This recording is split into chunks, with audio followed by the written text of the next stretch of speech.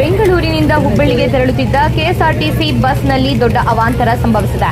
ಚಿತ್ರದುರ್ಗ ತಾಲೂಕಿನ ಸಿಬಾರ ಬಳಿ ಭಾರೀ ಮಳೆಯ ನಡುವೆ ಬಸ್ ಮೇಲ್ಛಾವಣಿಯಿಂದ ನೀರು ಒಳಗೆ ಸೋರುತ್ತಿರುವ ಘಟನೆ ನಡೆದಿದೆ.